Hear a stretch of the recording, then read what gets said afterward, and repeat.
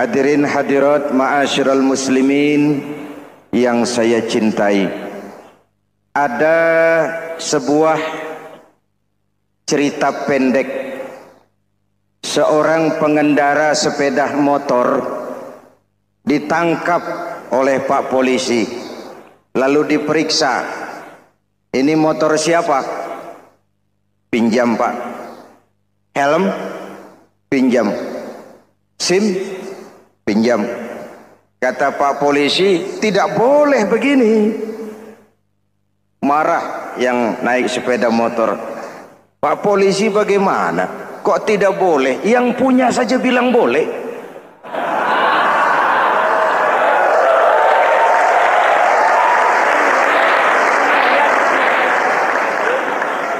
Cerita ini memberikan gambaran bagaimana masyarakat kita sekarang cenderung memboleh-bolehkan diri sendiri, melahirkan permissive society. Masyarakat serba boleh dengan ukuran sakarepe dewe. Itu sebabnya agama diturunkan. Dalam contoh yang indah, Rasul memberikan gambaran bahwa Islam ini bagaikan sebuah bangunan yang komponen pokoknya 5. Bunyal Islamu ala khamsin. Islam dibangun di atas 5 komponen pokok. Jadi kalau Islam ini ibarat bangunan, unsur penunjang pokoknya itu 5. Mari kita analogkan Islam dengan bangunan. Kalau saudara akan membangun rumah, sebelum pasang tiang, pasang genteng, pasang jendela, apa yang lebih dulu dibangun? Fondasi. Kalau Islam ibarat bangunan, fondasinya adalah syahadatu an la ilaha illallah wa anna muhammadar rasulullah. Ini fondasi. Jikalau kuat fondasi, aman bangunan. Jikalau rapuh fondasi, lentur dan luntur bangunan. Maka kuat atau tidak kuatnya bangunan Islam kita bergantung kepada keyakinan dasar tadi, fondasi. Saya bersaksi tidak ada Tuhan selain Allah, artinya saya tidak akan menyembah kecuali hanya kepada Allah. Orang yang benar fondasinya beres sujudnya. Kalau saya yakin tidak ada Tuhan selain Allah, saya tidak akan minta rezeki kecuali hanya kepada Allah. Orang yang benar fondasinya, giat bekerjanya, jauh dari tipu menipu, jauh dari renten, jauh dari riba, jauh dari korupsi, jauh dari judi. Keyakinan memberikan warna terhadap bentuk kepribadian. Kalau saya yakin tidak ada Tuhan selain Allah, saya tidak akan pernah takut kecuali hanya kepada Allah. Saya tidak akan melarikan persoalan kecuali hanya kepada Allah. Saya tidak akan menggantungkan hidup kecuali hanya kepada Allah. Saya tidak akan minta tolong kecuali hanya kepada Allah. Meresap ke dalam jiwa. Untuk keyakinan seperti ini, orang-orang tua kita dahulu berlinang air mata, bersimbah darah, bahkan berkorban nyawa, melaksanakan hijrah untuk mempertahankan keyakinan. Ini intan paling mahal dan ini mutiara paling berharga. Zaman boleh berubah, tapi pondasi tidak boleh goyah. Masa boleh berganti, tapi pondasi jangan sampai mati. Karena iman kita hidup, untuk iman kita berjuang, dan dalam iman kita ingin kembali menghadap Allah Subhanahu. Masih ingat cerita tentang Bilal? Masih? Mengulang kaji saja. Bilal itu budak sahaya. Ketika masuk Islam, dipanggil oleh majikannya. Bilal, iya bos. Saya dengar kamu masuk Islam ya? Iya bos. Kok berani-beraninya kamu masuk Islam? Memangnya kamu budak siapa Bilal? Iya budak bos. Bos. Kamu kerja sama siapa? Sama bos. Bos. bos. Yang gaji kamu siapa? Ya bos. Nah, kamu kan ngerti Bilal, kamu budak saya, kamu kerja dengan saya, yang gaji kamu saya, yang beri makan saya. Kenapa kok beraninya masuk Islam padahal kamu belum saya kasih izin? Bos, bos boleh beli badan saya, tapi jangan mimpi bisa membeli jiwa saya. Tuhan boleh kuasai badan saya, tapi jangan mimpi bisa menguasai keyakinan saya. Saya memang benar Tuhan yang gaji, tapi kan saya digaji, saya kerja. Kerja itu kewajiban saya, gaji itu hak saya. Soal keyakinan jangan ikut campur bos. Kurang ajar kamu Bilal. Biarin Bilal, begini saja. Kalau kau mau meninggalkan keyakinanmu, meninggalkan Allah Tuhanmu, kau akan kami merdekakan. Tapi kalau kau tetap dalam keyakinanmu, kamu akan saya siksa sampai mati. Bagaimana? Jangan mimpi bos.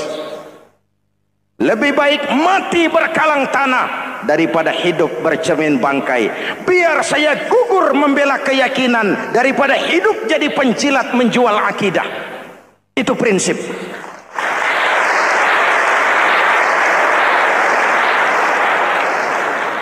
Gendeng kamu. Ayo siksa. Tangannya diikat, dihimpit dengan batu berat, dijemur dengan terik matahari padang pasir, terkelupas kulitnya, mengalir darah dari sekujur badannya, pecah bibirnya. Ayo Bilal, tetap bertuhan Allah dan kau akan mati di sini, atau kembali ke agama lama, kau jadi merdeka.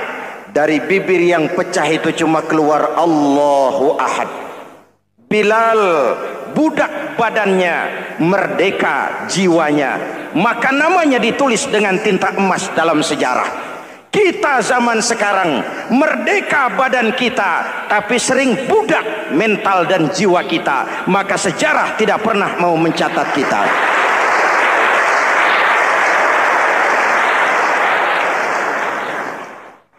Ma'asyiral muslimin yang saya cintai, fondasi sudah.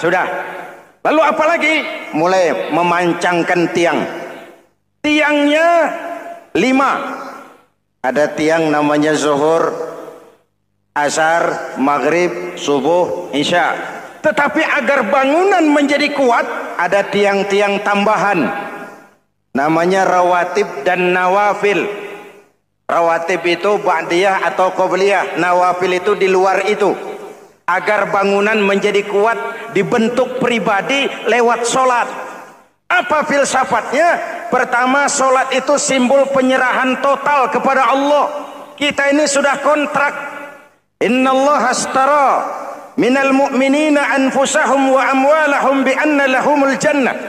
Allah telah membeli dari orang-orang mukmin diri mereka, harta mereka, bagi mereka adalah surga.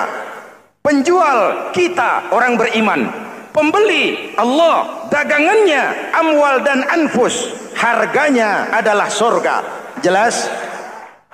Penyerahan total itu dimulai dengan takbiratul ihram. Shalli fardal isya, Allahu akbar. Arahkan mata ke tempat kita sujud. Jangan lupa kalau sudah di atas, lupa dengan yang di bawah. Sudah jadi genteng, petatang peteteng di atas. Lalu bilang, merasa capek sendiri, kata genteng kepada tiang. Tiang, kamu sih enak, kata genteng. Saya setengah mati di atas. Kehujanan, kepanasan, kadang-kadang anak-anak nakal saya disambitin. Kata tiang, saudara genteng, ngomong jangan sembarangan ya. Kamu kira kamu bisa nongkrong dan nangkring di atas, itu gara-gara siapa genteng? Kan saya yang sokong dari bawah. Kamu jadi pejabat tinggi, jadi anggota ini, anggota itu. Kami rakyat yang angkat, jangan sudah di atas kami ditekan. Jangan agama dijadikan topeng untuk kepentingan pribadi. Berpolitik untuk kepentingan agama, ayo. Tapi menjual agama untuk kepentingan politik, itu yang merusak agama.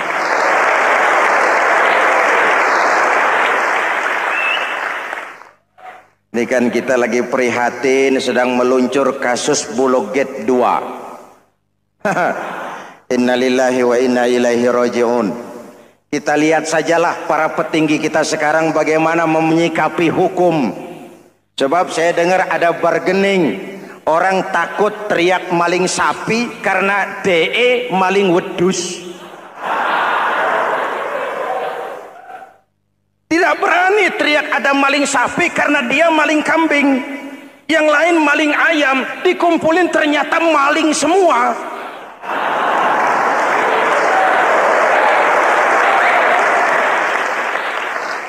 Hadirin yang saya hormati, ini melukai rasa keadilan. Oleh karena itu sholat mengajarkan kepada kita dalam posisi berdiri, lihat tempat sujudmu, jangan menteleng terus ke atas lalu lupa dari mana kita berangkat. Itulah maknanya tawadhu, rendah hati, tidak melonjak angku dan sombong. Ada sebuah hadis Rasulullah bersabda, "Idza aradallahu biqaumin khairan." Apabila Allah menginginkan kebaikan kepada satu bangsa, apabila Allah menginginkan kebaikan kepada satu kelompok rakyat, walla alaihim hulama'uhum, maka yang naik jadi pemimpin adalah orang-orang yang santun, orang-orang yang lemah lembut, bukan orang yang menggunakan kekerasan dan tiran. Sedikit-sedikit main pecat, itu terlambat lahir. Mestinya lahir di zaman Hitler, mestinya lahir di zaman Benito Mussolini, atau kalau mau lebih klasik lagi di zaman Fir'aun. Kalau Allah menginginkan kebaikan kepada satu masyarakat, satu bangsa, satu negara, naiklah orang-orang yang santun, yang ngayomi, yang menjadi solusi dan jalan keluar untuk kepentingan rakyatnya, mampu memberikan keteladanan. Saya tertarik dengan pidato Presiden Cina pada saat dilantik. Cina, Presiden Cina pasti tidak tahu Pancasila,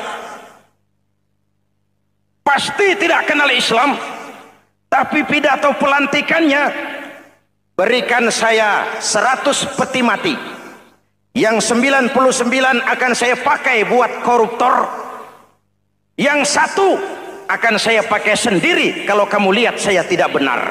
Luar biasa. Yang diperlukan sekarang ini keteladanan, hulama'uhum, sikap ngayomi, mencari jalan keluar, bukan memamerkan kekuasaan, memamerkan kekuatan, arogansi, menghormati perbedaan. Itu ciri demokrasi.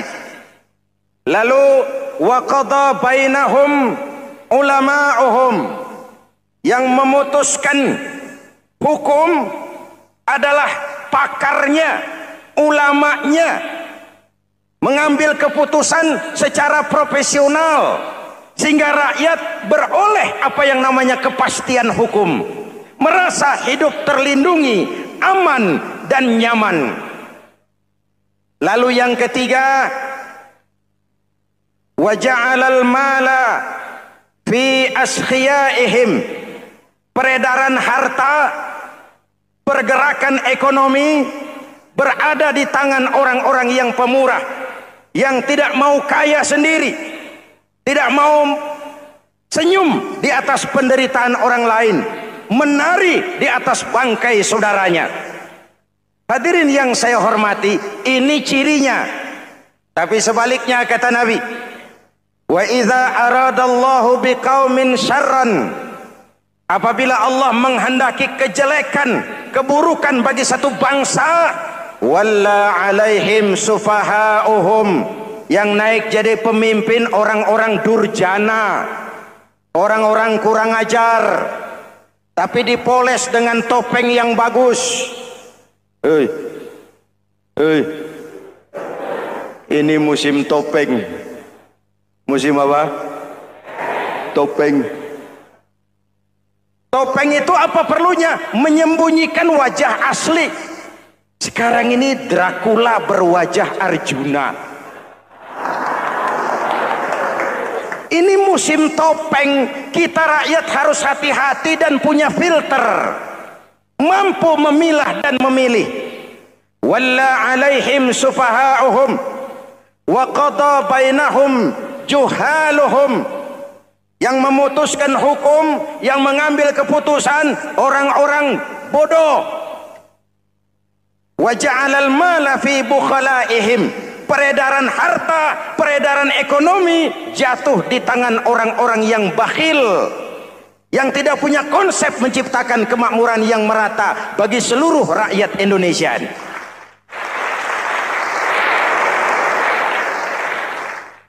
Oke, kita kembali kepada tiang. Ini kan lagi cerita tiang tadi ya. Kalau sedang berdiri, lihat tempat sujud, jangan menteleng terus ke atas. Terserang penyakit tamak bin rakus alias serakah. Nah, selesai. Anggota badan yang paling terhormat ini kepala. Ketika sujud, sama rendahnya dengan telapak kaki. Allahu Akbar, yang besar cuma Allah. Apa bedanya saya dengan saudara? Tidak ada, kecuali saya ngomong saudara dengerin. Kita sama-sama beribadah, sama-sama mencari nilai tambah di hadapan Allah. Apa saya lebih penting dari saudara? Belum tentu. Apa saya lebih hebat dari saudara? Belum tentu. Perasaan lebih penting, lebih hebat, lebih jago setan. Jelas? Ayo tundukkan kepala. Dia sama rendahnya dengan telapak kaki kita. Yang besar cuma Allah. Allahu Akbar. Lalu diakhiri dengan menebarkan salam. Assalamualaikum warahmatullah. Assalamualaikum warahmatullah. Menebarkan salam, mewujudkan rasa aman, damai, bukan menimbulkan keresahan. Hadirin yang saya hormati, ini karakteristik kita. Selesai sholat, kembali ke masyarakat, ajaran salam diterjemahkan. Apa? Rasulullah sallallahu alaihi wasallam bersabda, "Ufsus salam, wasilul arham, wa at'imut ta'am, wa sallu bil laili wan nasu niyam, tadkhulul jannata bisalam." Pertama, ufsus salam, tebarkan salam. Tebarkan salam itu bukan cuma kalau ketemu orang assalamualaikum, assalamualaikum. Iya, itu zahirnya. Tetapi hidup di tengah masyarakat memberikan rasa aman, rasa damai, menjadi pengayom bagi lingkungan, menjadi rahmah bagi semesta. Dalam Islam jangankan manusia, binatang saja dilindungi kok. Betul? Betul? Coba kalau belajar istinja itu kan makruh buang air kecil di tanah yang berlubang. Kenapa? Pertama, melindungi binatang yang ada dalam lubang. Siapa tahu di lubang yang saudara kencingi ada semut sedang rapat. Membahas Bologet jilid 2. Apa dosanya lalu mati dikencingi? Ini namanya rahmatan lis semut. Binatang saja dilindungi. Ada hadis, kalau kamu menyembelih hewan, sembelilah dengan cara yang terbaik. Jangan menyembelih ayam dengan pisau tumpul. Ini ajaran apa? Ajaran tentang peri kebinatangan. Rahmatan, memberikan rahmah, salam, keselamatan dan kedamaian kepada masyarakat lingkungan. Itu misi seorang muslim.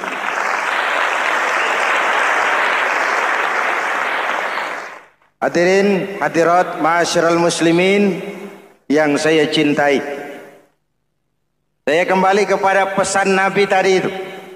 Pertama, ufsus salam, sebarkan salam. Sekarang ini kan yang banyak sebarkan isu, sebarkan fitnah, hancurkan nama baik orang, hantam orang di mana-mana. Padahal yang diajarkan ufsus salam, sebarkan perdamaian, bukan permusuhan. Cari kebenaran, bukan kemenangan. Lalu yang kedua, wasilul arham, sambungkan silaturahmi, tegakkan semangat kekeluargaan dan persaudaraan. Karena kita sudah diikat dengan tali akidah. Mari kita saling bertanya setelah lewat hari-hari yang dimana kita seperti saling berhadapan, seperti tercabut dari akar budaya kita sebagai bangsa. Semangat gotong royong, semangat kekeluargaan makin lentur dan luntur, dan perlu kita angkat kembali ke permukaan. Silul arham, sambungkan semangat silaturahmi. Wa at'imut ta'am, berikan makan orang-orang yang kelaparan. Mempunyai kepekaan dan kepedulian. Jangan menari di atas penderitaan orang. Jangan tersenyum di atas isak tangis tetangga.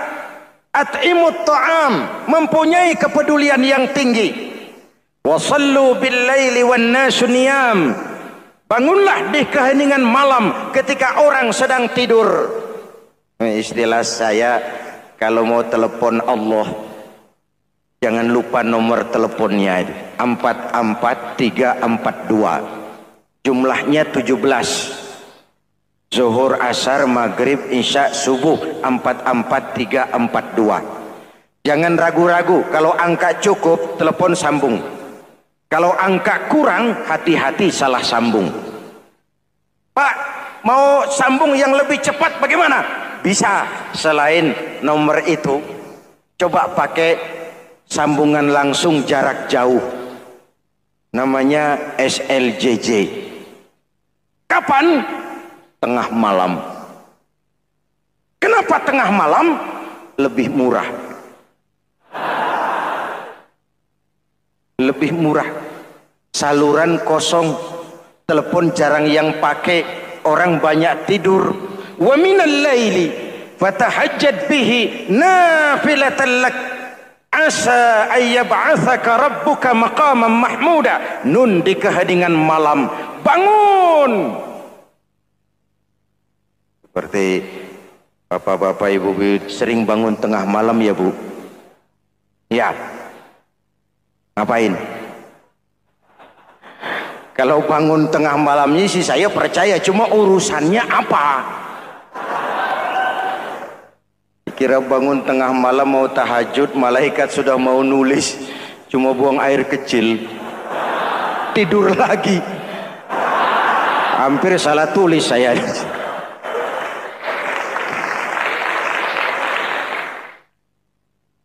Baik, fondasi sudah Pak, tiang siap. Lalu apa lagi? Nah, rumah itu supaya ada batas, perlu pagar, dinding, tembok. Yang jadi batas, dinding, tembok, puasa. Asyamu junnatun, puasa adalah dinding, benteng yang menyelamatkan manusia jangan sampai menyentuh wilayah lain. Ada batas-batas dan norma yang diindahkan. Selesai tembok, dinding, selesai. Pagar, selesai. Lah rumah itu supaya bersih kan harus ada kamar mandi, jendela, pintu yang fungsinya membersihkan zakat. Kalau dia zakatul mal, dia bersihkan harta kita. Kalau dia zakatul fitrah, dia bersihkan jiwa kita. Kalau dia zakatul tijarah, dia bersihkan bisnis kita. Kalau dia zakatul ma'adin, dia bersihkan barang tambang kita.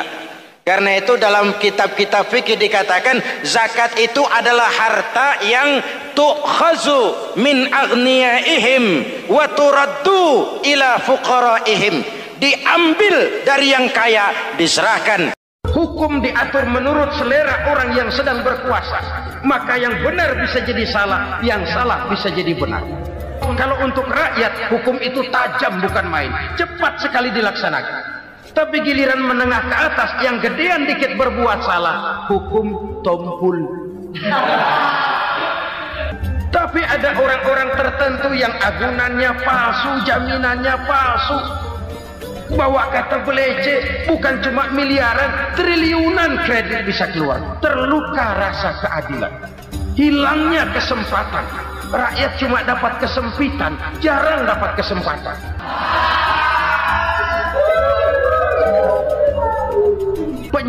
Penjara berdasi kepala botak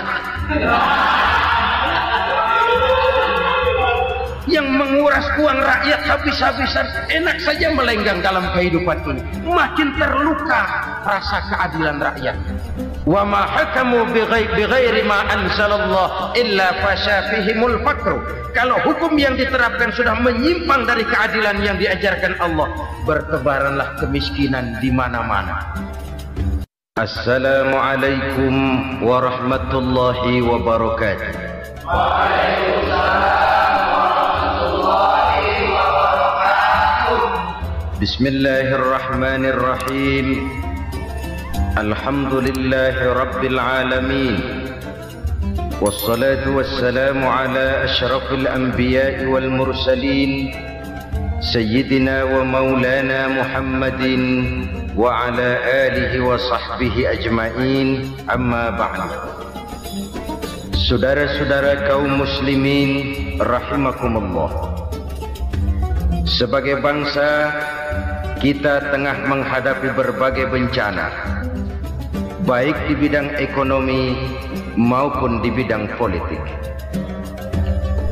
Adalah potret kehidupan sehari-hari. Kita menyaksikan peristiwa-peristiwa yang memilukan dan memalukan. PHK terjadi di mana-mana.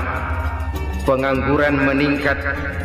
Harga-harga membumbung tinggi. Daya beli rakyat semakin lemah. Sementara di bidang politik, kejadian-kejadian memberikan indikasi bahwa persatuan dan kesatuan kita sebagai bangsa dewasa ini tengah berada dalam ujian yang berat.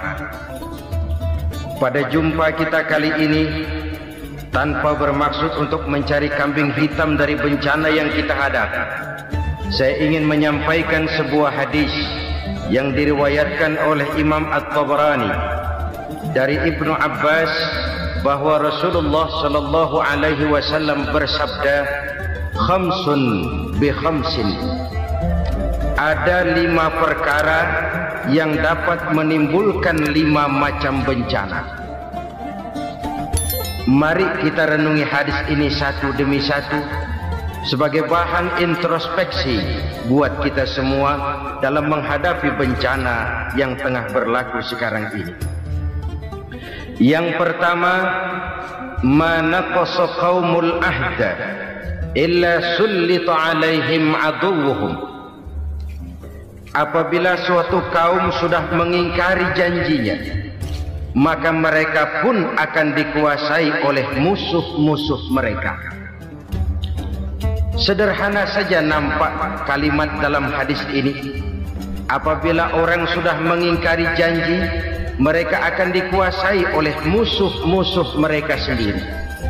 Dan musuh kita yang paling utama saat ini adalah kemiskinan dan kebodohan. Kenapa itu terjadi? Karena kita mengingkari janji kita sendiri. Di saat awal-awal berdirinya Orde Baru, kita pernah berjanji untuk melaksanakan Pancasila dan Undang-Undang Dasar 45 secara murni dan konsekuen. Kita berjanji bahwa kita akan menegakkan pemerintah yang bersih dan berwibawa. Itu semua pada permulaannya. Waktu demi waktu berjalan, kita lupa dengan janji yang kita ucapkan itu. Ketuhanan yang Maha Esa kita ucapkan, tapi kesetanan yang luar biasa yang kita lakukan. Kemanusiaan yang adil dan beradab yang kita dengungkan, tetapi kemanusiaan zalim dan biadab yang kita praktekkan. Sederhana saja saudara, hampir setiap pejabat pada posisi-posisi kunci, di awal-awal ia memangku jabatan itu, biasanya ia mengucapkan sumpah dengan lafaz demi Allah bahwa dalam melaksanakan jabatan ini saya tidak akan menerima hadiah atau pemberian dalam bentuk apapun. Itu pada permulaannya. Lama-lama rupanya hadiah itu asik juga, mulai diterima. Lama-lama dirasa kurang, mulai menagih. dan akhirnya terjadilah praktek yang disebut suap menyuap, semir menyemir, dan lain sebagainya. Kalau ini sudah menjadi kenyataan, bagaimana kita mau menegakkan pemerintah yang bersih dan berwibawa? Undang-Undang Dasar 45 menyatakan bahwa bumi, air, dan seluruh kekayaan negara dikelola oleh negara bagi sebesar-besar kemakmuran rakyat. Yang terjadi adalah bahwa kita merasa mewakili rakyat untuk menikmati harta dan kekayaan negara, sehingga rakyat banyak tidak bisa ikut menikmatinya. Menumpuklah harta itu sehingga terjadilah pepatah, gunung ditimbun, sumur digali. Yang kaya semakin kaya, yang miskin semakin terpuruk. Kita ingkar dengan janji yang kita ucapkan di awal-awal kita bergerak. Kita ingkar dengan janji pada saat kita mengatakannya dengan menyebut nama Allah, dengan mempertaruhkan nama Tuhan, sehingga pada akhirnya jabatan pun mengalami tender. Sudah menjadi rahasia umum, orang mau jadi lurah mesti mengeluarkan uang, mau jadi camat mesti mengeluarkan uang, mau jadi wali kota, bupati, bahkan gubernur, itu ada pasarannya. Secara logika, kalau orang memperoleh satu jabatan karena banyak mengeluarkan uang, tentu pada saat ia mengeluarkan uang, ia sudah punya pemikiran, modal pasti pulang, modal pasti kembali. Kalau orang memperoleh suatu jabatan karena banyak mengeluarkan uang, maka langkah pertama yang dia lakukan setelah memangku jabatan itu ialah bagaimana uang bisa kembali, bagaimana modal bisa pulang. Kalau modal sudah pulang, pikiran berikutnya bagaimana supaya dapat untung. Lalu kapan mau bekerja untuk kepentingan rakyat? Itu nomor 18. Kemudian kalau ada proyek-proyek besar, pertanyaannya ialah bukan apakah proyek ini bermanfaat bagi rakyat, apakah proyek ini layak untuk diteruskan, tetapi yang jadi pertanyaan paling utama ialah bagian saya berapa duit dari proyek ini.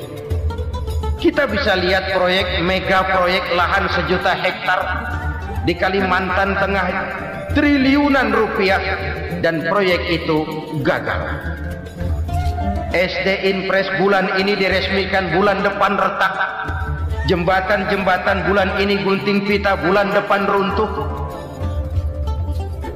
Kita ingkar dengan janji. Kita berkata kita bekerja untuk kepentingan rakyat, tapi kita tidak pernah mengenal rakyat itu. Apabila suatu kaum sudah mulai mengingkari janji, maka mereka akan dikuasai oleh musuh-musuh mereka. Akibatnya tersusunlah barisan-barisan sakit hati yang makin lama makin menjadi bola salju, menggelinding membesar, dan kemudian terjadilah hal-hal yang tidak kita inginkan lagi. Apabila suatu kaum sudah mengingkari janji, maka mereka akan dikuasai oleh musuh-musuh mereka. Ini penyebab bencana yang pertama. Kita tidak konsekuen. Tadinya kita dengan lantang teriak-teriak berantas korupsi, ganyang korupsi. Pada waktu kita belum mendapat kesempatan. Setelah kita naik punya kesempatan, rupanya korupsi enak juga dirasa. Terjadi pergeseran nilai, orang luntur, kehilangan idealisme awal. Lalu untuk menghibur diri, menutup kesalahan, kita gunakanlah pepatah bahwa tidak ada gading yang tak retak, bahwa kita harus mikul dur mendem jeruk. Itu semua cuma sebagai dalih agar kesalahan kita tidak dibicarakan orang lain. Padahal kita sendiri yang mengingkari janji. Kita yang keluar dari komitmen awal kita. Kita berjanji melaksanakan Pancasila dan Undang-Undang Dasar 45 dengan murni dan konsekuen. Kita berjanji untuk menegakkan pemerintah yang bersih dan berwibawa. Namun dalam kenyataannya, itu tidak kita laksanakan dengan sebagaimana mestinya. Kita bergeser, kita mengalami proses degradasi, peluncuran nilai, dan akhirnya terbentuklah barisan-barisan sakit hati yang semakin lama semakin membesar itu. Kita harus introspeksi. Memang kalau zaman sedang susah, biasanya kambing hitam laris, tukang kompor gentayangan. Itu dari dulu selalu mencari kambing hitam. Karena itu kita tidak bicara orang, kita tidak bicara siapa yang salah, kita bicara sistem, dan sistem itu bisa mengena siapa saja. Kalau orang sudah mulai mengingkari janji, bergeser dari komitmen awal, itu sudah mulai ya mengalami proses peluncuran, proses degradasi. Ini penyebab yang pertama. Kita tidak lagi konsekuen bahwa bumi, air, sumber daya alam adalah milik negara, dikuasai oleh negara, digunakan bagi sebesar-besar kemakmuran rakyat. Ternyata rakyat yang makmur itu tidak merupakan gambaran yang menyeluruh dari rakyat kita. Undang-undang dasar kita menganut ekonomi kekeluargaan, tapi yang kita praktekkan adalah ekonomi keluarga. Kalau bukan keluarga nggak dapat proyek, kalau bukan keluarga nggak dapat macam-macam. Kekeluargaan kita rubah menjadi keluarga, timbullah penyakit nepotisme. Kita bergeser, kita ingkari janji, dan kita anggap kita atasnamakan rakyat. Rakyat cuma sekedar jadi adres, rakyat cuma sekedar jadi alamat, tetapi kehidupan mereka tidak banyak berubah dan tidak banyak terangkat. Kaum muslimin rahimakumullah, ini penyakit yang pertama, penyebab bencana yang pertama. Yang kedua kata Nabi, wa ma hakamu bighairi ma anzalallah. Apabila hukum yang diterapkan sudah tidak lagi bersumber dari hukum Allah, illa fasya fihimul faqr, maka akan bertebaranlah kemiskinan di mana-mana. Ini artinya apa? Apabila hukum tinggal sebuah stempel, apabila hukum sudah diatur menurut kepentingan, apabila hukum sudah tidak lagi ditegakkan secara adil, maka kemiskinan merambah di mana-mana. Hukum diatur menurut selera orang yang sedang berkuasa, maka yang benar bisa jadi salah, yang salah bisa jadi benar. Hukum dalam kenyataan hidup berlaku seperti pisau. Pisau itu kan saudara lihat, yang namanya pisau dimanapun itu tajamnya ke bawah, ke atas tumpul. Kalau hukum itu, kalau untuk rakyat, hukum itu tajam bukan main, cepat sekali dilaksanakan. Tapi giliran menengah ke atas, yang gedean dikit berbuat salah, hukum tumpul. Hukum pura-pura tidak dengar, akibatnya terluka rasa keadilan rakyat. Satu kasus rakyat diam, dua kasus rakyat diam, tiga kasus rakyat diam, kasus terakumulasi di hati rakyat, luka rasa keadilan, dan itu menjadi sumber bencana. Penjarahan kita tidak setuju itu, tapi kita harus melihat kausalnya. Itu kan tidak berdiri sendiri, itu kan karena terlukanya rasa keadilan rakyat, melihat kesempatan ini tidak merata. Kalau rakyat ini yang ngajukan kredit ke bank, walaupun jumlahnya cuma jutaan, ratusan ribu, susahnya 17 setan. Tapi ada orang-orang tertentu yang agunannya palsu, jaminannya palsu, bawa kata belece, bukan cuma miliaran, triliunan kredit bisa keluar. Terluka rasa keadilan, hilangnya kesempatan. Rakyat cuma dapat kesempitan, jarang dapat kesempatan. Dari lukanya rasa keadilan ini, memang ya entah lipstik, entah basa-basi, dibentuklah tim ini, dibentuklah badan pengawas ini, dibentuklah tim ini. Kalau membentur tahu, hancur tahu. Tapi kalau tim yang dibentuk membentur karang, bukan karangnya yang hancur biasanya, timnya yang bubar. Kenapa? Yang dibentur batu karang yang sangat keras. Kita main-main dengan hukum, kita tidak konsekuen dengan hukum, luka rasa keadilan, dan itu terakumulasi. Edi Tamsil, rakyat tahu, terakumulasi, menguap begitu saja. Kasus-kasus lain rakyat tahu, menguap begitu saja. Ketidakadilan terakumulasi, mengendap di hati rakyat, menunggu ledakan. Pada saat sumbu meledak, rakyat tidak bisa dibendung lagi. Oke, kita tidak setuju dengan penjarahan, tapi jangan melihat itu sebagai peristiwa yang berdiri sendiri. Kenapa itu terjadi? Kausalnya kenapa? Oke, kita tidak setuju memang, tapi yang dijarah oleh rakyat kan memang cuma untuk perut.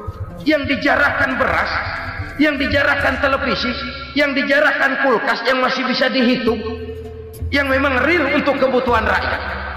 Penjara-penjara berdasi kepala botak yang menguras uang rakyat habis-habisan, enak saja melenggang dalam kehidupan ini. Makin terluka rasa keadilan rakyat. Apabila hukum yang diterapkan sudah menyimpang dari keadilan yang diajarkan Allah, fasyafihimul fakru, bertebaranlah kemiskinan. Aneh, memalukan, memilukan. Sebuah negara agraris yang katanya pulaunya hijau royo-royo, Gemah Ripalah, Jenawi, Toto, Tentem, Kertora, Harjo, yang tahun 93 pernah mendapat penghargaan dari FAO, Badan Pangan Sedunia, sebagai negara yang berhasil dalam swasembada pangan. Sekarang ini kita terpaksa betul beli beras dari Vietnam, beli beras ke Kamboja, beli kedelai dari Kamboja. Kenapa? Lahan sawah kita habis ditanami pabrik. Teknologi kita, teknologi loncatan yang non-applied, tidak terpakai oleh kita. Lantas lahan yang tidak bisa kita tanami, kita paksakan lahan-lahan gambut menjadi tanah pertanian yang subur dengan biaya triliunan, dan kita gagal. Kita cari jarum dan kapak hilang. Kita mau jadi negara industri dengan loncatan teknologi yang maju, kita lupakan pola pijak kita sebagai negara agraris, dan akhirnya kita kecolongan. Lihatlah dewasa ini, rakyat kita antri sembako di mana-mana. Di sebuah negara agraris, ketidakadilan melahirkan kemiskinan, kemiskinan moral dan kemiskinan material. Kemiskinan moral, rakyat nggak percaya lagi sama pejabat. Rakyat mengalami krisis figur. Orang, ala lu ngomong dah sama ember.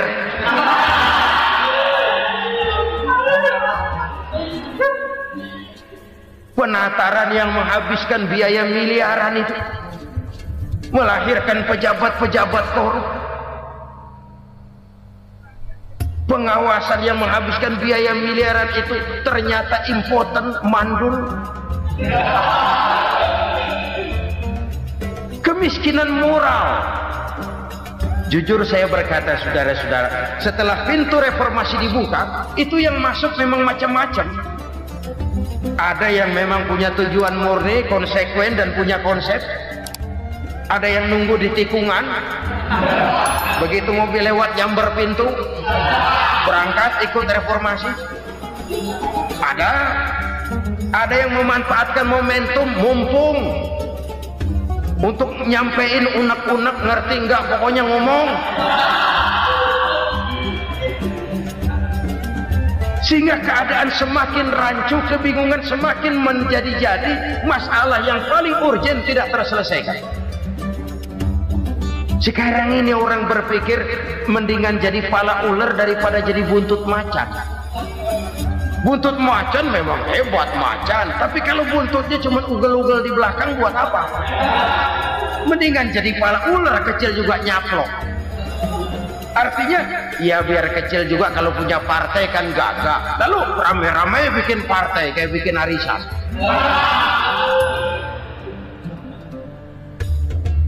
makin mengalami dislokasi.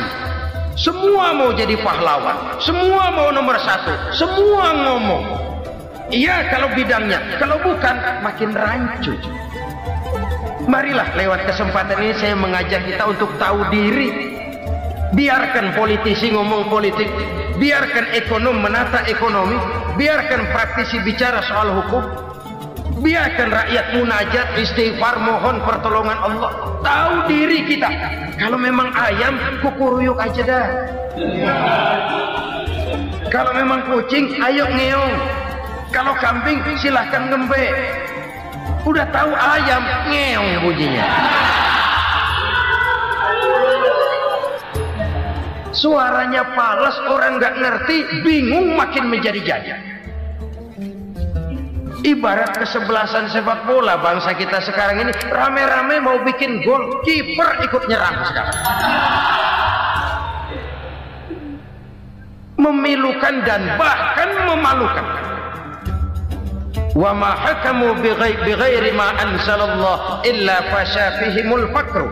Kalau hukum yang diterapkan sudah menyimpang dari keadilan yang diajarkan Allah, bertebaranlah kemiskinan di mana-mana.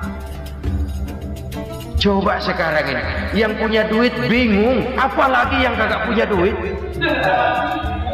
Yang pengusaha gede ngeluh, apalagi yang pengusaha pas-pasan. Yang kagak punya beras, yang punya beras saja masih bingung, apalagi yang nggak punya beras. Ini sudah demikian merata.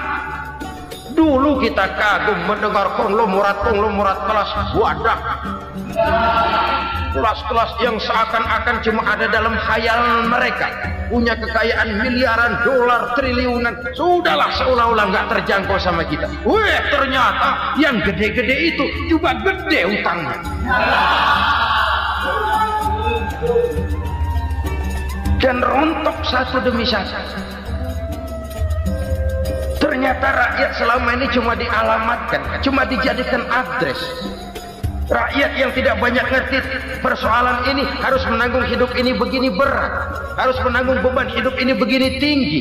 Daya beli semakin lemah, semakin terpuruk dan terpuruk, sedang keadaan belum juga banyak berubah. Yang hutang sama luar negeri itu kan bukan rakyat kecil, Ciano. Yang banyak nyimpen dolar juga kan Ciano. Rakyat kecil bocah kampung mah jangankan nyimpen dolar, ngelihat juga tumben. Kemana kita mesti bercermin? Sekali lagi saya mengatakan maaf, kita tidak bermaksud mencari kambing hitam. Karena itu kita tidak bicara orang, kita bicara sistem, kita bicara keadaan. Beginilah yang dikatakan Nabi, penyebab timbulnya bencana, hukum yang ditegakkan tidak lagi berorientasi kepada keadilan, tapi berorientasi kepada kepentingan. Akhirnya bentuk hukum seperti pisau, tajam ke bawah, tumpul ke atas. Hukum cuma buat rakyat kecil, tetapi kelompok menengah ke atas kadang-kadang kebal dari perlakuan hukum. Maka bertebaranlah kemiskinan. Iya, kemiskinan moral berupa lukanya rasa keadilan. Kalau rasa keadilan terluka, orang kan nunggu kesempatan, saudara. Iya, dia nggak bisa ngomong. Iya, dia nggak sanggup action. Iya, dia nggak bisa tunjuk rasa, tapi hatinya kan kapan ada kesempatan, kapan ada waktu, tunggu. Hatinya mesti begitu. Sehingga begitu ada kesempatan, terjadilah hal-hal yang tidak terhindarkan. Dan itu ekses, bukan reformasi. Jangan seperti sebuah dialog saya dengan seorang abang beca. Saya bertanya, bang, ya, abang tahu nggak reformasi? Tahu, Ustaz. Apa? Pembakaran. Terus penjarahan, lalu perkosaan. Itu reformasi. Itu yang saya lihat. Itu yang dia lihat. Saya tentu tidak menyalahkan abang beca kita, karena memang itu yang dia lihat dan sejauh itu wawasannya. Tapi ini indikasi bahwa banyak rakyat kita yang belum bisa menggunakan kebebasan secara bertanggung jawab. Padahal kebebasan tanpa tanggung jawab tirani. Sebuah contoh gampang-gampangan. Saya beli radio, saya setel di kamar saya, lalu saya bilang, ini radio gue. Yang beli gue, pakai duit gue setel di kamar gue, sekeras-kerasnya, gak ada urusan sama orang lain. Itu kata saya. Tetapi tetangga saya sebelah rumah kan boleh juga ngomong begitu. Kata tetangga saya, ini mata gue, yang ngantuk gue tidur di kamar gue, kenapa suara radio lu nyampe kemari? Artinya apa ini? Kebebasan saya nyetel radio dibatasi oleh kebebasan tetangga saya yang mau tidur. Tidak ada kebebasan mutlak. Kebebasan mutlak tanpa tanggung jawab kembali akan melahirkan tirani, kembali akan melahirkan pemaksaan kehendak.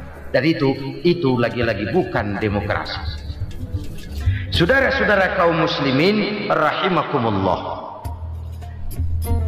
Ini penyakit yang kedua, lukanya rasa keadilan, terutama di kalangan rakyat kecil. Itu mengendap menjadi akumulasi dan menunggu giliran kapan bisa dimuntahkan. Dengan kata lain, rakyat itu banyak banget makan yang perutnya jadi enak, nyelam. Kapan nunggu muntahnya? Udah begini banyak akumulasi yang mereka pendam di perut ini, sehingga ketika terjadi kesempatan itu sudah tidak terkendalikan lagi. Kita out of control. Saya tidak mentolerir sikap-sikap kekerasan. Bahkan saya lebih cenderung bahwa kalau di rumah kita banyak tikusnya saja racuni, jangan rumah dibakar. Bahwa ada korupsi, ya, ada kolusi, memang ada nepotisme, tentu. Tetapi tikusnya saja racuni, jangan rumah dibakar. Masa mau ngusir tikus bakar rumah? Tikusnya lari, tikusnya selamat, rumahnya ewes-ewes.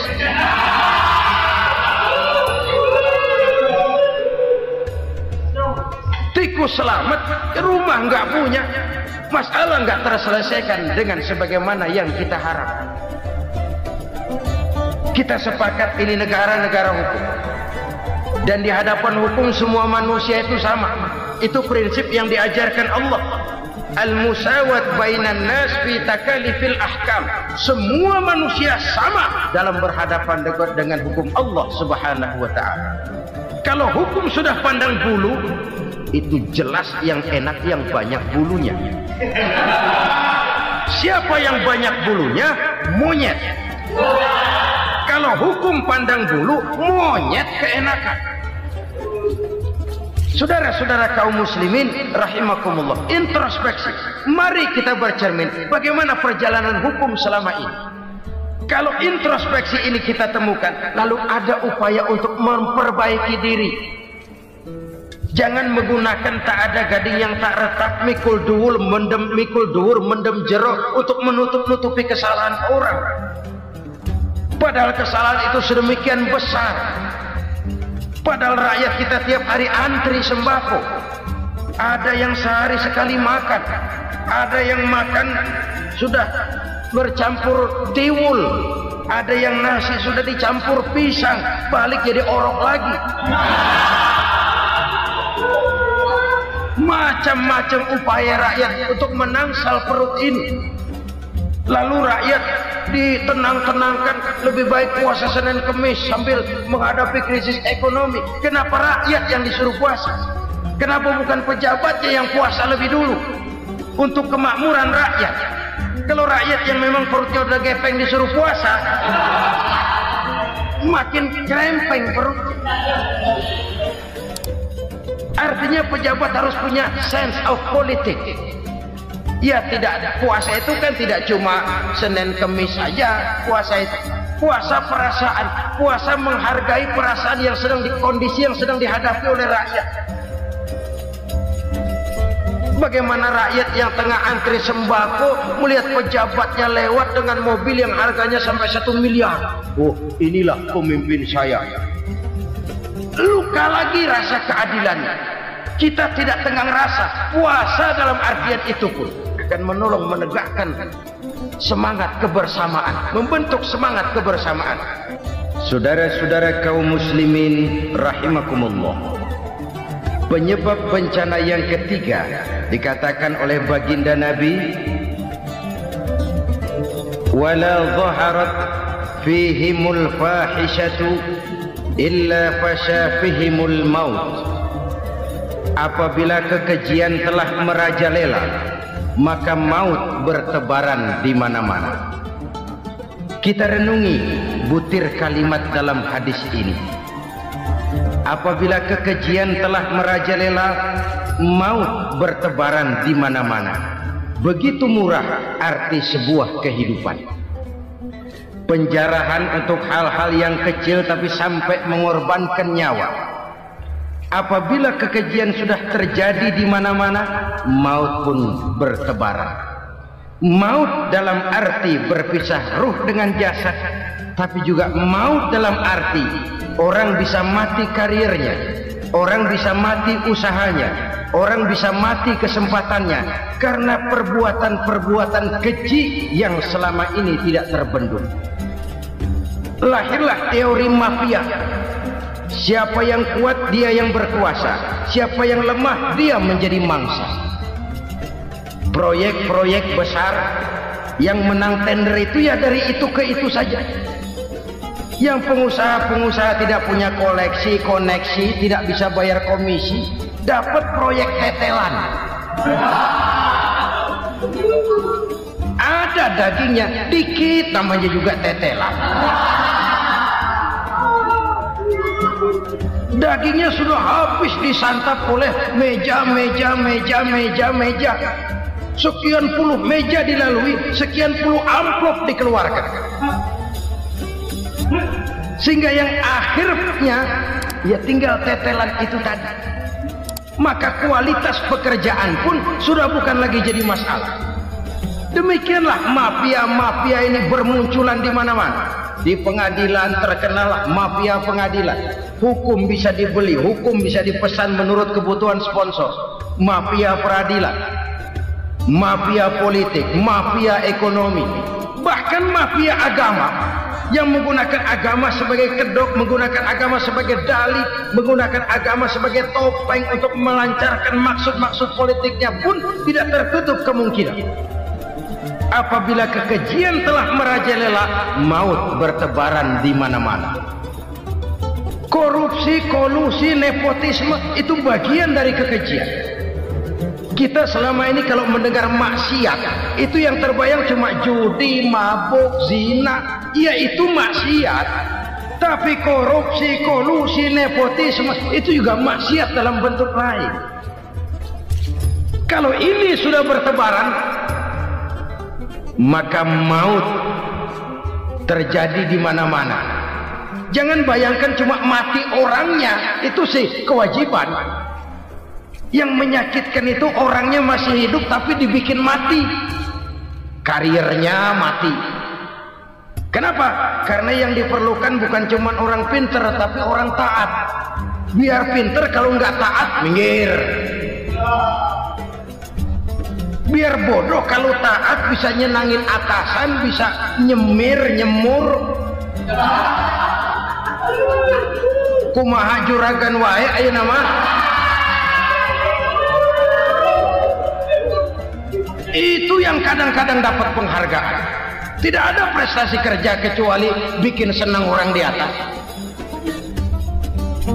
Kita lihat di desa-desa jalan rusak. Kalau ada berita pejabat anak mau turun, jalan rata sekali. Sampai tanah dari mana aja dikeruk buat ngeratain tuh jalan. Pejabat pulang legok lagi jalanan. Katanya kita kerja buat rakyat, nyatanya kita cuma melayani atas. Kenapa? Terjadi lingkaran setan. Seperti kata lagu Dul Sumbang itu. Mahasiswa takut sama dosen, dosen takut sama dekan, dekan takut sama rektor, rektor takut sama menteri, menteri takut sama presiden, presiden takut sama mahasiswa. Lah muter balik lagi, lingkaran setan, lingkaran setan. Saudara-saudara kaum muslimin rahimakumullah, kekejian yang merajalela, praktek-praktek mafia yang tertuang dalam kehidupan sehari-hari menyebabkan orang mati karirnya, jasad masih hidup, karir mati, itu menyakitkan. Mati bisnisnya. Rakyat kecil pernah senang ketika cengkeh booming, harganya bagus, rakyat banyak yang pergi haji. Lalu mau ditata, lahir tata niaga cengkeh, malah amburadul. Harga cengkeh jatuh, petani cengkeh kecil menjerit. Siapa yang untung? Segelintir orang. Masihkah kita pakai atas nama rakyat untuk kepentingan nasional, padahal yang nyanyi cuma segelintir orang? Masihkah kita mau bohongi rakyat ini dengan mobil nasional tapi bikinan Korea?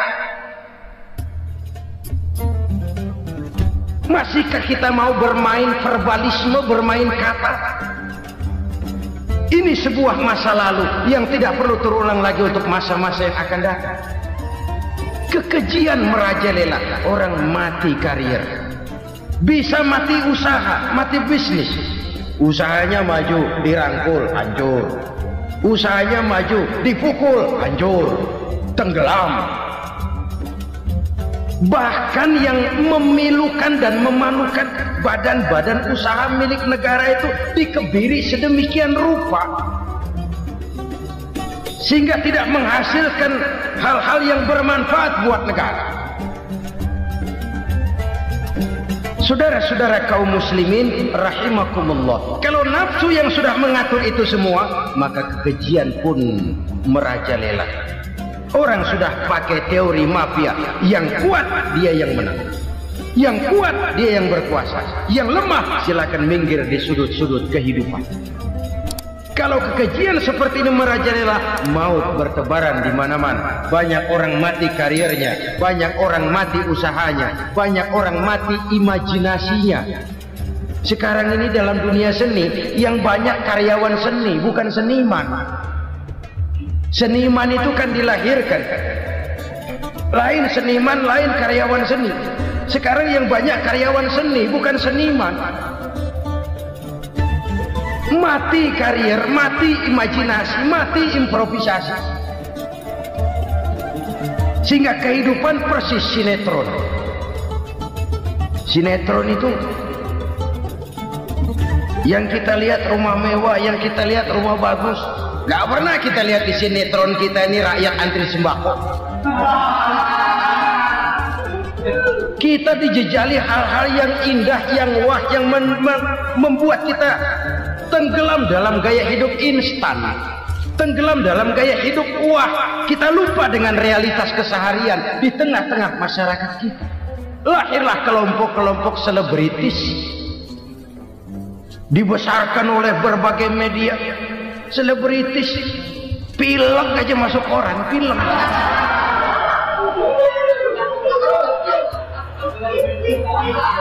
Rakyat yang pingsan antri beras nggak masuk koran. Rakyat yang semaput antri minyak nggak masuk koran. Selebritis panok masuk koran.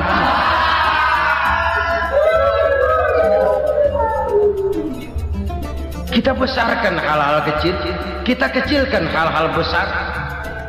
Kenapa? Kita mengejar oplah, kita profit oriented, tidak lagi berorientasi kepada realitas hidup yang kita hadapi ini. Kalau kekejian sudah merajalela, kata Nabi, maka maut bertebaran di mana-mana. Maut dalam artian maut, coba lihat sekarang begitu murah nyawanya. Karena 1000 perak orang mau nusuk bunuh. Karena beras seliter orang khilaf. Begitu murah kehidupan. Tapi kekejian dalam bentuk korupsi, kolusi, nepotisme, kekejian dalam bentuk itu mematikan karier, mematikan bisnis, mematikan imajinasi, mematikan kreativitas. Itu juga maut dalam bentuk lain akibat kekejaman lain. Ini penyebab yang ketiga. Yang keempat, penyebab bencana menurut baginda Rasul, wala tuffiful mikyala illa muni'un nabat. Apabila timbangan sudah dicurangi, maka tercegahlah tumbuh-tumbuhan. Apabila timbangan sudah mulai curang, maka terjadilah musim paceklik. Apabila bisnis sudah bergaya mafia tadi itu, kecurangan-kecurangan terjadi, tender di balik pintu, yang dimenangkan cuma kelompok-kelompok yang bisa memberikan presentasi yang besar, muni'un nabat, terjadilah paceklik. Paceklik, panen gagal, wereng, ya wereng, kemarau panjang, it's okay, air sulit, iya. Tetapi kan semua itu ada yang ngatur. Kemarau ada yang ngatur, belalang itu ada yang ngatur, air itu juga ada yang ngatur. Yang ngatur itu yang serba maha. Kalau ia murka melihat kecurangan timbangan, Allah itu kalau murka kan gampang saja, tinggal komandoin balang, lam, hancurin pesawat. Konvoy belalang, konvoy. Allah tinggal ngutik. Angin El Nino mampir lo ke Indonesia, hujan nggak turun-turun, kemarau panjang. Jadi kalau musim kemarau kan namanya anginnya El Nino. Kalau musim hujan anginnya namanya La Nina. Cakep namanya, kejem orangnya. Saudara lihat Cina sekarang sedang kena La Nina, banjir besar, ribuan orang meninggal. Dia mah ribuan mati kagak berasa, rakyatnya miliaran. Bangladesh lagi ngalami La Nina, India lagi ngalami La Nina. Angin, hujan, kemarau, belalang itu kan ada yang ngendaliin. Kuncinya bukan di belalangnya, kuncinya bukan di peredaran matahari berputar, kuncinya di atas yang mengatur semua itu. Kalau timbangan sudah mulai curang, pengusaha sudah nggak mau jujur, apa enggak bikin perut jadi mual. Begitu rakyat antri sembako pingsan nggak dapat beras, sementara beras ditumpuk-tumpuk sampai membusuk. Kemana hati nuraninya? Kemana akal pikirannya? Kemana mereka yang berbuat atas nama rakyat tapi melihat rakyat susah tidak tergerak hatinya? Saudara-saudara kaum muslimin rahimakumullah, sekian dulu jumpa kita kali ini. Mudah-mudahan yang saya sampaikan dari hadis riwayat Imam Tabrani ini menjadi bahan introspeksi buat kita semua. Tidak akan seorang muslim jatuh dua kali di tempat yang sama. Semua merupakan pelajaran untuk kita jadikan introspeksi guna menata hari esok yang lebih baik daripada hari ini. Reformasi harus terus berlanjut, tidak bisa dan tidak perlu dikendalikan, tapi harus tetap dengan landasan akhlakul karimah sesuai dengan budaya kita sebagai bangsa. Terima kasih atas perhatian saudara, mohon maaf atas segala kekurangan. Jumpa lagi lain kesempatan insyaallah. Usikum wa nafsi. Bapak Ibu hadirin yang saya hormati, dari jumlah bulan yang 12 itu Allah jelaskan minha arba'atun hurum. Ada 4 bulan yang disebut bulan yang dihormati, bulan yang disucikan, bulan yang diharamkan. 4, 3 bergandengan, 1 agak terpisah. Yang bergandengan itu Rajab, Sya'ban, Ramadan. Yang agak terpisah itu Muharram. Ini 4 bulan yang dihormati disebut Ashhurul Hurum. Saudara-saudara, Muharram ini salah satu dari 4 bulan yang istimewa. Kenapa? Banyak peristiwa besar yang terjadi di bulan Muharram. Hampir semua nabi dan rasul berkaitan dengan Muharram ini. Hampir semua nabi dan rasul. Kita akan kutip beberapa saja dalam konteks kekinian. Pertama, Allah menerima taubatnya Nabi Adam pada hari ke-10 bulan Muharram. Adam itu bapak moyang kita. Dosanya 1, makan buah khuldi. Dikeluarkan dari surga. Kita dosanya banyak, kepengen masuk, nggak nyambung. Hai Adam, dari tidak ada kamu saya adakan. Saya perintahkan tinggal di surga. Merasa sepi sendirian, saya ciptakan Siti Hawa supaya kamu tenang. Kamu boleh nikmati semuanya. Ini boleh, itu boleh, ini boleh, itu boleh. Makan, makanlah yang kau mau. Minum, minumlah yang kau suka. Pakai, pakailah yang kau senang. Satu yang saya minta, jangan dekati pohon khuldi. Itu kau tidak sanggup, keluar. Diusir dari surga. Sujud Nabi Adam. Kata riwayat 40 tahun sujud. Membaca Rabbana zalamna anfusana wa illam taghfir lana wa tarhamna lanakunanna minal. Itu namanya istighfarnya Nabi Adam. Istighfar itu kan mengucapkan astagfirullah, basmalah, membaca bismillah. Jangan kayak teman saya disuruh banyak-banyak baca istighfar, benar-benar dia baca istighfar, istighfar, istighfar. Bukan itu maksudnya. Nah, maka salah satu amalan yang sangat dianjurkan di bulan Muharram ini memperbanyak istighfar. Tidak ada orangnya yang tidak. Ayo jujur, ini yang kumpul di sini semua, ada nggak yang nggak punya dosa? Yang merasa nggak punya dosa, ayo ke depan. Ada? Tidak ada. Setiap kita, entah kecil entah besar, sengaja terlupa, pasti mempunyai yang namanya khilaf dan salah. Dan Allah Tuhan kita bukan Tuhan pendendam.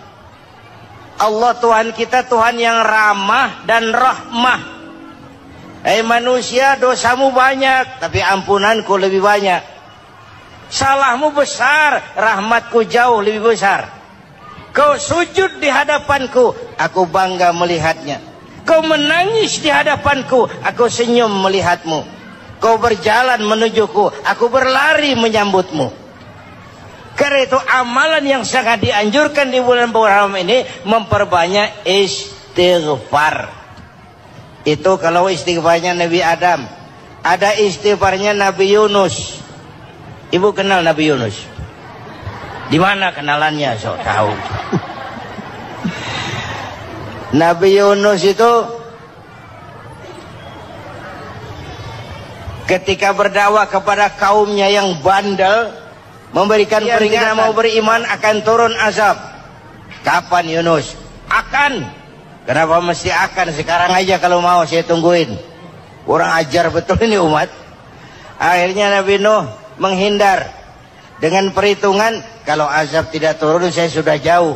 Meragukan janji Tuhan. Lalu naik kapal, dinaiki oleh Yunus, kapal mogok. Dicari siapa biang keroknya ini. Diundi, ternyata Yunus. Sampai 3 kali diundi. Dibuanglah Yunus ke dasar laut. Ditelan oleh ikan nun atas perintah Allah. Telan itu Yunus. Jangan pakai dikunyah, rusak urusan. Telan saja, simpan di perutmu.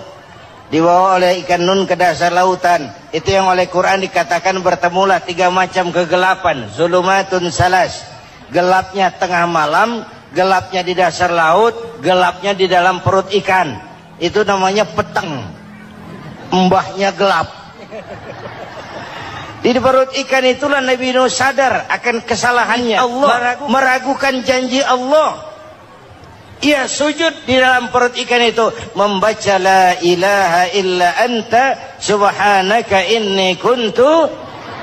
Itu istighfarnya Nabi Yunus. Dibacakan istighfar begitu, ikan sakit perut, Pak. Di dasar laut kemana mau cari apotik? Dia naik ke permukaan, memuntahkan isi perutnya, Nabi Yunus keluar dengan selamat. Itu pun terjadi pada hari ke-10 bulan Muharram. Istighfar intinya itu. Itu amalan utama bulan Muharram, memperbanyak istighfar. Allah selamatkan Nabi Nuh dari bahtera banjir yang luar biasa 10 Muharram. Allah selamatkan Nabi Ibrahim dari pembakaran Raja Namruz 10 Muharram. Setelah Nabi Ibrahim itu menghancurkan berhala-berhala, Abrahat pulang mau ibadah, lihat Tuhannya berantakan, marah besar. Siapa yang menghancurkan Tuhan-Tuhan kita ini? Ada yang lapor, kami lihat Ibrahim. Tangkap. Belum ada bukti. Tangkap dulu yang penting. Bukti belakangan. Tangkap. Wah, dikerahkanlah aparat.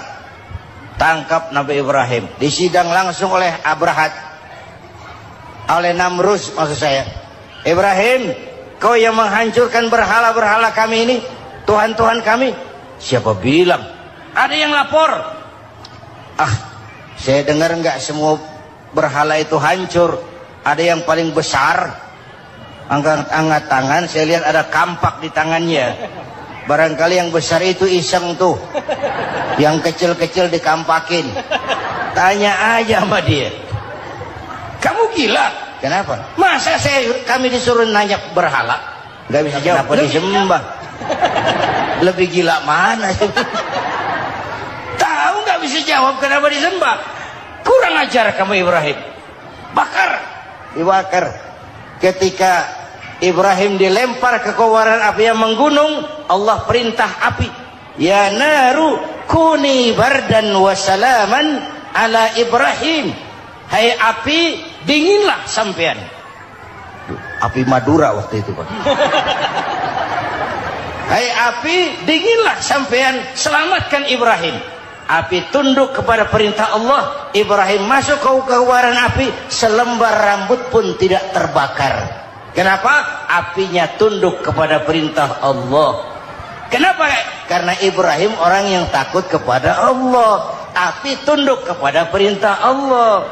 Kalau kita baca ayat itu, masuk ke api, mateng. Sudah hadirin yang saya muliakan, oleh karena itu selamatnya Ibrahim dari pembakaran Raja Namrud itu pun pada 10 Muharram, Yaumul Asyura, hari ke-10 dari bulan Muharram. Imedia. Bapak Ibu hadirin hadirat yang saya cintai, sebagian kecil tentang Nabi Adam, Nabi Ibrahim dan Nabi Yunus, tapi saya belum menceritakan tentang Nabi Nuh tadi. Mengulang kaji. Nabi Nuh salah seorang rasul yang masuk ulul azmi 5 besar, karena memang perjuangannya menggambarkan satu usaha yang ulet dan luar biasa. Beliau diberi umur 950 tahun, lalu berdakwah selama 900 tahun, sore, pagi, siang, malam, dapat pengikut tidak lebih 80 orang. Rata-rata 10 tahun satu. Kalau saya minta berhenti aja jadi nabi, Pak. Ustadz mana masih mau buka pesantren? 10 tahun buka pesantren, yang nyantri cuma satu. Pedagang mana yang masih mau dagang? 10 tahun dagang, yang beli satu. Pimpinan partai mana yang masih mau kampanye? 10 tahun buka partai, yang nyoblos satu. Bangkrut. Umatnya bandel, kurang ajar, durjana, bajingan, tengik. Umatnya Nabi Nuh ini, kalau diceramahi, telinganya ditutup dengan tangannya. Nabi Nuh akhirnya rekes. Tuhan, siang malam saya berdakwah kepada umat ini. Tiap kali saya sampaikan dakwahmu, mereka tutup telinganya dengan tangannya. Alergi dengar ceramah. Apa itu ceramah? non profit. Saudara-saudara, jadi mau kamu gimana? Sudah Tuhan, habiskan saja orang kafir. Nanti kalau punya anak, anaknya pun kafir moyangnya sikat habis. Biasanya kalau bapak kalong, anak kampret. Bapak nyolong, anak nyopet. Fotokopi gimana aslinya? Hampir habiskan saja. Itu mau kamu Iya. Oke. Nanti aku turunkan banjir buat kapal. Dengan apa saya harus buat kapal Ya dengan kayu, kata Tuhan. Kayunya dari mana Tuhan? Ya dari pohon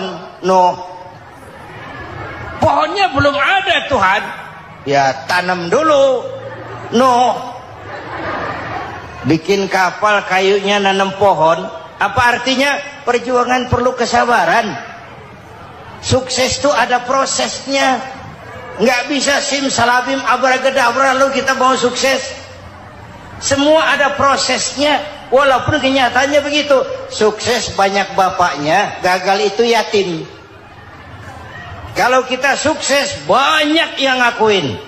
Yang baru ketemu pakai manggil encing. Ketemu baru, tapi sukses banyak bapaknya. Gagal yatim, gak ada yang mau ngakuin kalau kita gagal itu. Udah bikin kapal dengan kayu di tengah kampung, bikin kapal ini. Bayangkan di tengah kampung bikin kapal, orang kafir makin menjadi-jadi. Lihat kenapa? Makin sarap. Bikin kapal di tengah kampung mau belayar kemana? Tuh lihat, kalau orang nggak tahu tujuan, mountain setengah jalan. Proses yang dinilai bukan finalnya. Ya kayak gitu kesimpulannya. Saya enaknya sendiri. Bikin kapal. Kapal mendekati selesai. Ini orang kafir rame-rame datang ke kapal Mau apa? Buang najis. Sakit perut berangkat ke kapal Nabi Nongkrong. Dapat 2-3 tumpuk pulang. Penuh lantai kapal dengan najis manusia. Inilah perjuangan. Bukan jalan raya lurus bertabur bunga di kanan kirinya. Banyak unak dan caci maki, antipat, segala macam. Ada orang tua dasar kafir, kurang ajar, sudah stroke berangkat juga ke kapal mau buang najis, pincang-pincang digotong orang. Selesai buang najis dia bangun mau pulang, pegangan tiang kapal terpeleset jatuh di atas tumpukan najis. Terjadi keajaiban, yang stroke-nya sembuh, lumpuhnya hilang, berangkat digotong-gotong pulang, jalan gagah sekali. Tapi orang kampungnya heran, ente sudah sembuh? Sudah. Berobat di mana? Kok begitu paten? Di kapal masih banyak.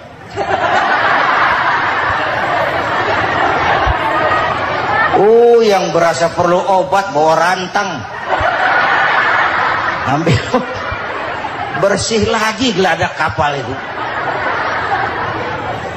Sudah selesai selesai. Oke, kau orang yang beriman bersamamu, binatang serba sepasang, naik Nabi Nuh, naik orang beriman sepasang. Ini cikal bakal penyelamatan manusia, Pak. Naiklah orang beriman, sudah naik semua, Nabi Nuh kontrol.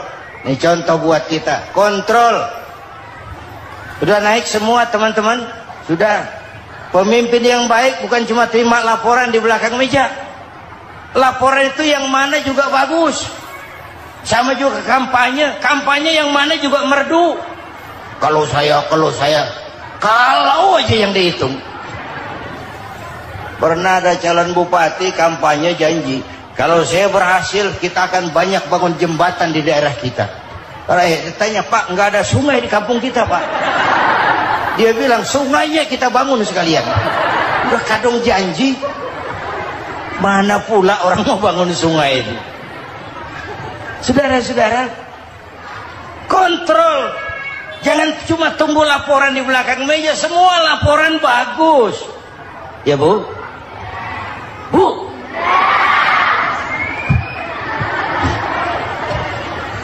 Nabi Nuh kontrol. Sudah naik semua? Sudah Nuh. Pulan bin Pulan naik? Naik Nuh. Paimin bin Tukijo? Naik, naik. Kami lihat naik. Ada orang Jawa juga Kiai. Ada. Sudah kontrol. Kanan anak saya ikut nggak naik kapal? Kami tidak lihat itu Nuh. Nih, Kanan. Ini potret. Bapaknya aktif ke masjid, ibunya rajin ke majelis taklim, anaknya keleleran kemana-mana. Bukan di sini, di Prancis. Udah di sini insya Allah sama.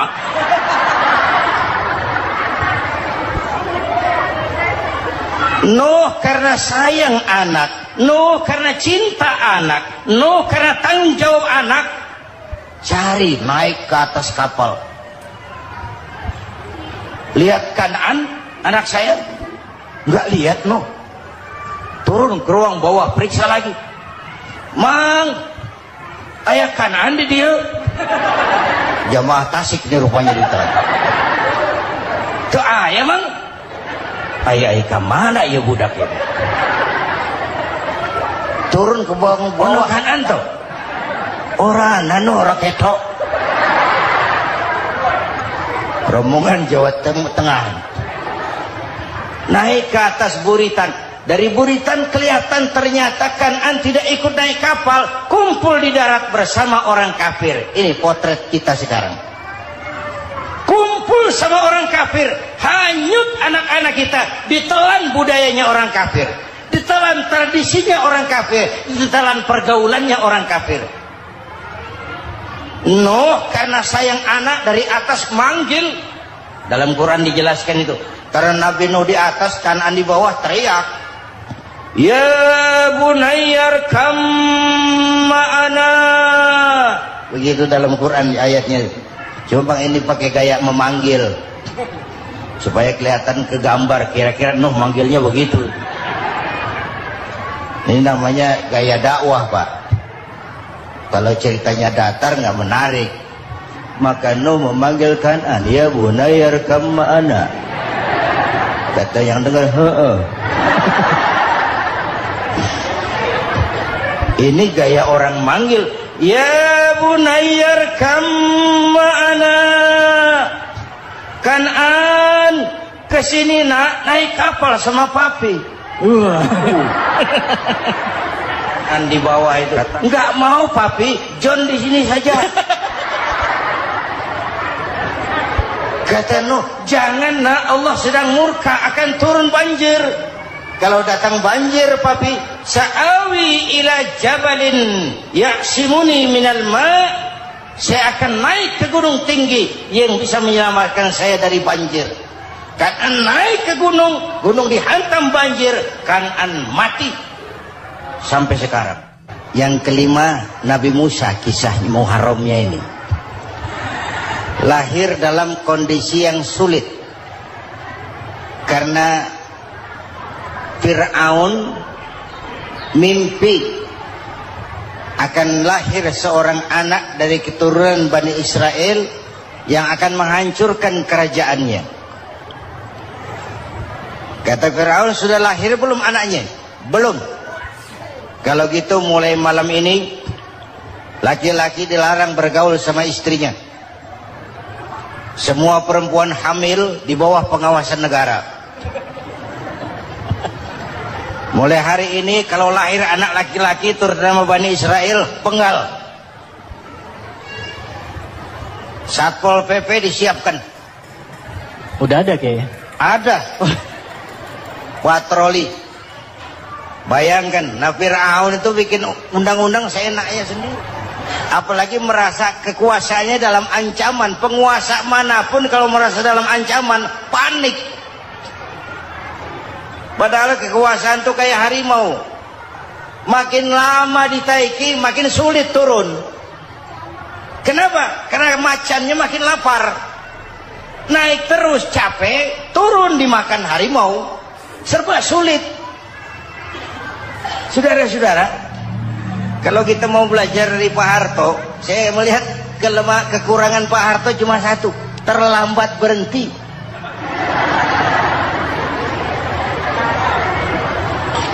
Terlambat berhenti. Di sekelilinginya banyak tukang-tukang jilat, tukang-tukang semir. Pak, kalau tidak ada Bapak kami bagaimana, Pak? Bapak Ibu hadirin yang saya hormati, tapi kehendak Allah terjadi. Lahirlah Musa. Bayinya dihanyutkan di sungai Nil. Bayi sudah menderita, dihanyutkan di sungai Nil. Dan akhirnya besar di lingkungan istana Fir'aun. Diriwayat oleh Ratu Aisyah, perempuan Fir'aun. Setelah mulai berjuang, terjadilah itu. Musa dan pengikutnya dikejar oleh Fir'aun. Sampai di tepi laut, Allah wahyukan Musa, lempar tongkatmu ke laut. Dalam kondisi darurat, mukjizat tiada jalan. Kondisi darurat. Kalau tidak, mukjizat itu maunya Allah, bukan maunya Nabi. Nabi nggak kuasa, Allah yang mau. Tapi hidup Nabi bukan mukjizat, manusiawi. Tidak mentang-mentang ada mukjizat tongkat, tiap sulit main tongkat. Nggak usah berjuang kalau begitu. Itu darurat menyelamatkan umat. Tongkat dilempar ke laut, laut terbelah. Laut terbelah. Itu secara visualnya bisa kita lihat dalam film The Ten Commandments. Udah nonton belum? Urusan nonton kalah sama Ustadz bagaimana sih? Ten Commandments, 10 firman Tuhan. Tekniknya bagus tuh. Bagaimana laut terbelah. Musa lewat, Fir'aun mengejar. Musa sampai di ujung sana, Fir'aun masih di sama tengah perjalanan. Laut nutup kembali. Laut menutup kembali, Fir'aun tenggelam. Cengap-cengap di lautan. Begitu nafas sampai di tenggorokan, Fir'aun sambil cengap-cengap itu, amantu bi Rabbi Musa wa Harun. Duh, kalau begini mah saya juga percaya sama Tuhannya Musa. Malaikat maut jengkel, goblok loh. Terlambat sekarang. Ditenggelamin terus. Modar. Musa selamat. Fir'aun mati. Jenazahnya, jasadnya terdampar di pinggir laut. Beberapa waktu kemudian ditemukan di balsam, diawetkan. Itu sesuai janji Quran. Wa kadzalika nunajjika bi badanika litakuna liman khalfaka ayah. Kami selamatkan badan kamu agar jadi pelajaran bagi orang-orang sesudah kamu nanti. Janji Quran tepat. Janji itu 14 abad yang lalu. Jasad Fir'aun ditemukan, dimumi, diawetkan, dibalsam di bawah nama Farao Ramses II. Sekarang tersimpan di Museum Negara di Mesir. Kapan-kapan nanti ibu main ke Mesir, mampir. Naik ojek paling berapa itu? Oh, orangnya tinggi, hidungnya mancung, pokoknya pantaslah jadi Fir'aun. Selamatnya Musa di kejaran Fir'aun di ujung sana itu terjadi pada hari ke-10 bulan Muharram, yang oleh orang Nasrani diperingati dengan hari raya Paskah. Mereka melaksanakan puasa, mensyukuri nikmat keselamatan dari kejaran Fir'aun. Makanya kalau kita ikut puasa di bulan Muharram, bukan mengikuti syariatnya Nasrani, salah. Karena Nabi mengajarkan, itu sumbernya. Bukan ikutan sama ibadahnya Israel. Tapi memang agama ini kan merupakan mata rantai. Datang Rasul baru melengkapi Rasul sebelumnya, datang Rasul baru melengkapi Rasul sebelumnya. Mata rantai yang berkaitan. Setelah Muhammad selesai, selesailah tugas Nabi dan Rasul. Selesailah misi Nabi dan Rasul. Tidak ada Nabi lagi sesudah Nabi Muhammad. Itu harga mati, titik. Gak ada kompromi. Siapapun sekarang ini nggak datang ngaku jadi Nabi, wajib tidak percaya. wajib tidak percaya. Tapi kaitannya memang kita bilang Nasrani, orang bahasa Arab, bahasa Ibraninya Nazaret, Nasiroh, Nazaret, itu beda dialek. Kita Daud, dia David.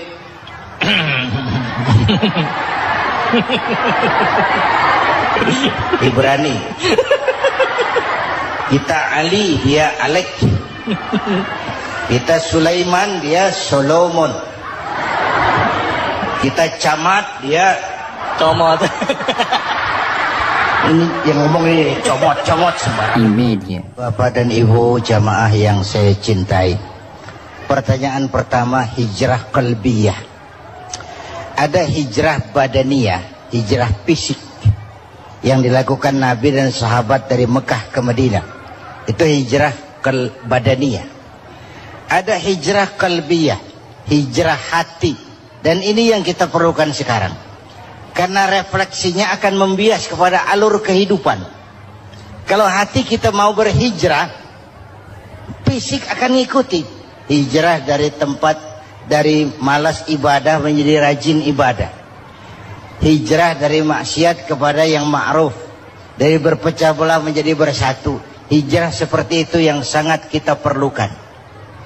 Apalagi masyarakat ini paternalistik. Kita harus hijrah mental sekarang ini. Maka yang disampaikan tadi benar.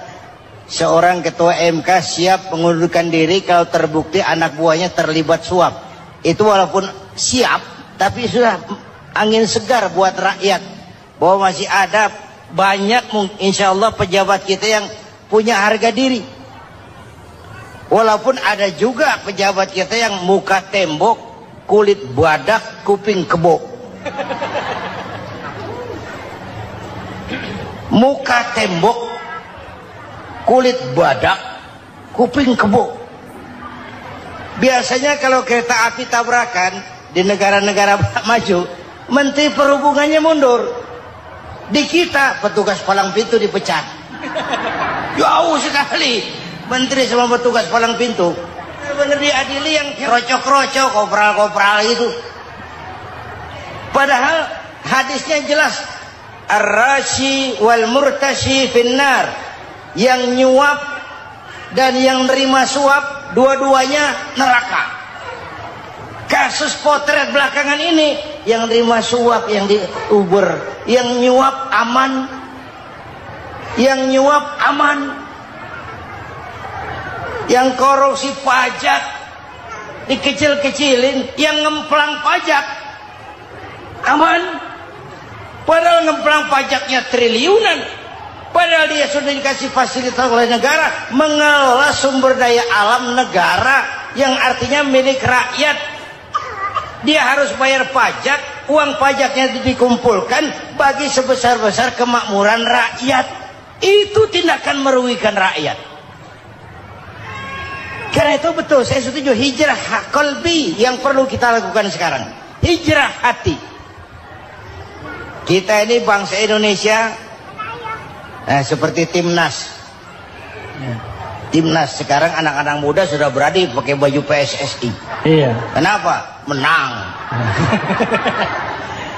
Coba kalau kalah terus, nanti menang. Tapi bangsa Indonesia itu memang seperti timnas. Namanya kesebelasan. 11 orang. Walaupun ada pemain bintang ya ada presiden, gubernur, menteri, itu bintang-bintang. Tapi bintang baru ada artinya kalau dibantu 10 pemain yang lain. Cristiano Ronaldo. Siapa itu? Penyerang tengah Real Madrid. Bintang. Lionel Messi. Siapa lagi itu? Barcelona bercelana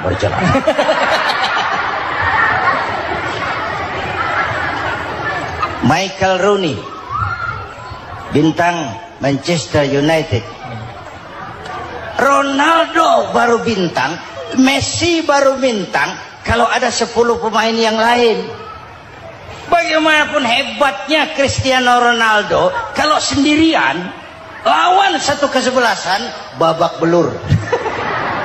Itulah kita, bangsa Indonesia. Kita satu kesebelasan, harus saling memperkuat.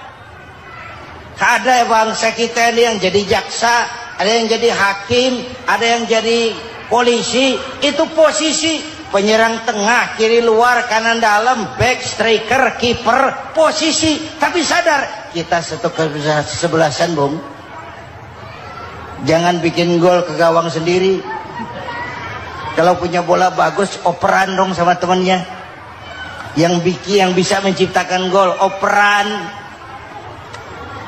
Ada yang jadi pengusaha besar, bagus boleh. Punya untung besar, operan.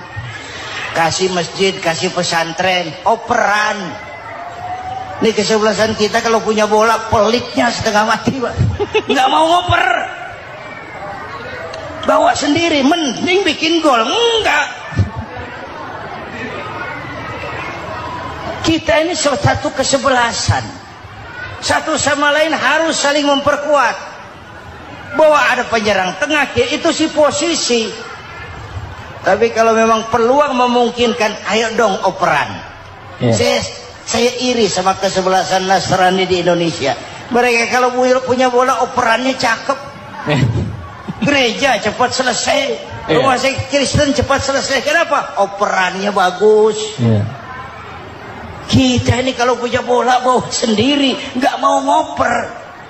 Maka masjid nggak selesai-selesai, madrasah banyak yang bocor, rumah sakit Islam kalah bersaing. Kenapa? Operannya berat. Menyadari kita ini timnas, satu kesebelasan. Jangan menjegal kawan seiring, kawan sendiri dijegal. Sudah musuh terlalu kuat, gawang sendiri dijebol. Akhirnya terbalik kita ini. Ujian terberat telah diberikan Allah kepada para anbiya, kemudian para aulia, kemudian para ulama. Summal amsal fal amsal, ke bawah dan ke bawah, diuji setiap orang menurut kekuatannya berpegang kepada agama. Kalau karena anak Melayu bilang, kalau takut dengan ombak, jangan berumah di tepi pantai. Kalau takut diterjang ombak, jangan berumah di tepi pantai. Kata ibu tadi, mau jadi pohon tinggi harus berani ketiup angin. Makin tinggi pohonnya, makin keras anginnya. Takut angin, jangan jadi pohon tinggi, jadilah rumput. Nggak ditiup angin, tapi diinjak kebo. Apa yang nggak ada resikonya? Apa yang nggak ada resikonya? Semua nabi ada yang dihantam kekuasaan yang arogansi. Ibrahim berhadapan dengan Namrud. Musa berhadapan dengan Fir'aun. Ada yang diuji dengan berhadapan umat yang sangat kurang ajar. Ada yang diuji dengan Yusuf yang dahsyat. Digosipi sama Zulaikha itu. Nabi Yusuf. Nabi Yusuf.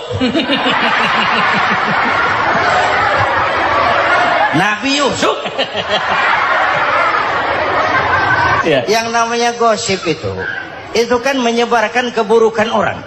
Kalau benar saja hukumnya ghibah. Kalau salah hukumnya fitnah. Fitnah lebih bahaya dari pembunuhan. Benarnya ghibah, salahnya fitnah. Saudara hadirin yang saya hormati, jadi resiko itu biasa. Tidak ada yang tanpa resiko. Kalau takut ombak, jangan berumah di tepi pantai. Tinggal bagaimana kita menyikapinya. Kalau kita dewasa, ini bagian ibadah saya kurang. Mungkin karena dia omongin orang, tambah pahala saya. Mungkin karena dia omongin orang, tambah pahala saya. Maka saya ngadepi gosip, sepatah pun saya nggak ngomong. Saya cicing. Saya percaya masyarakat itu punya filter. Amin. Saya percaya